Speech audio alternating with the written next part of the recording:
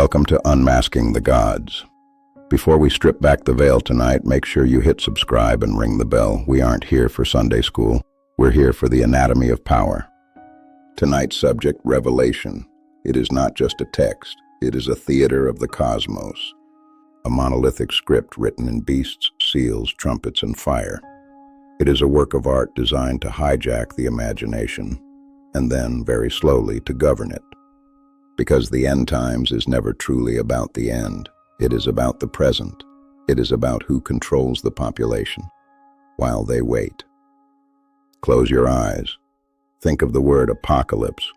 Originally, it meant apocalypsis, an unveiling, a disclosure, the simple, quiet lifting of a veil. But centuries ago, institutions learned a dark, vital truth. The most profitable unveiling is the one that terrifies. And so the disclosure became an ending, the ending became a countdown, and the countdown became a chain. Look at the architecture. It is engineered for a total takeover of the mind. It doesn't use logic. It uses short, explosive images stacked like thunderclaps. In Revelation 5:6, we see a lamb looking as if it had been slain, standing at the center of the throne. In Revelation 12:3, an enormous red dragon appears, its tail sweeping a third of the stars out of the sky. This isn't calm theology. It is cinematic warfare. It is built to colonize your nervous system. And once the imagination is colonized, the politics follows. The morality follows. The money follows. Watch how the momentum builds. Look at the mechanics, the seals, the trumpets, the bowls. These aren't just plot devices. They are escalation cycles. From the moment the first seal breaks in Revelation 6:1 to the pouring of the final bowl in Revelation 16:1, you are being led up a ritualized panic ladder. Each catastrophe narrows the mind. It makes complexity intolerable. It makes authority feel necessary. Because when a man believes the world is burning, he stops asking if his leaders are lying. He stops demanding reform. He accepts emergency rule as holiness. The apocalypse is a state of exception, sanctified in blood. And then, the most politically potent invention of all, the division of humanity into categories, the saved, the sealed servants of God, and the contaminated masses. This is social engineering disguised as divinity. Once you label your neighbor as Babylon, as the text does in Revelation 18:2, you can justify anything. Negotiation becomes betrayal. The apocalypse doesn't just predict conflict, it manufactures it. Enter the marketplace of dread, the mark of the beast. In Revelation 13:17, the text whispers of a world where no one could buy or sell unless they had the mark. For 2,000 years, that mark has been a ghost, haunting every new technology: coins, tattoos, barcodes, chips, algorithms. The genius is that it turns modernity itself into a moral minefield. It forces you to route every daily decision through an approved interpreter. You aren't just buying bread anymore. You are buying permission to exist. But listen to the emotional heartbeat of the story: cosmic justice.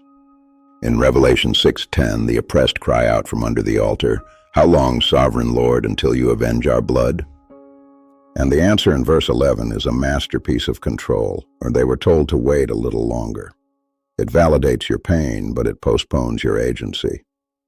When justice is moved to the end of time, injustice becomes much easier to manage in the meantime. The end times timetable creates an addiction to signs. Earthquakes, eclipses, plagues, every headline is fed into the machine as prophecy proof. It is a closed circuit. Fear creates attention. Attention creates authority. Authority creates revenue, and revenue amplifies the fear. It is a perpetual motion engine of urgency. Revelation is a liturgical drama. It was meant to be read aloud, repeated, and absorbed until it becomes a collective trance. Its images are designed to reappear in your dreams, to haunt you when the world feels unstable. That haunting isn't an accident. A population that fears the end is a population that is easy to discipline. Power systems exploit this script because it offers the perfect weapon: a cosmic mandate, a flexible enemy, and a totalizing framework. It is governance, translated into sacred language.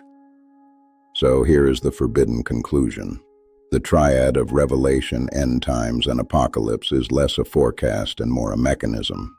A mechanism that can console the broken or command the masses. If you want to know which version you're holding, ask yourself this. Does this story make you more compassionate, or does it just make you more obedient? The true revelation isn't found at the end of the world. It's found right now in how the story is being used and who is profiting from the fear it produces. The sky darkens, the seals break, the trumpets sound.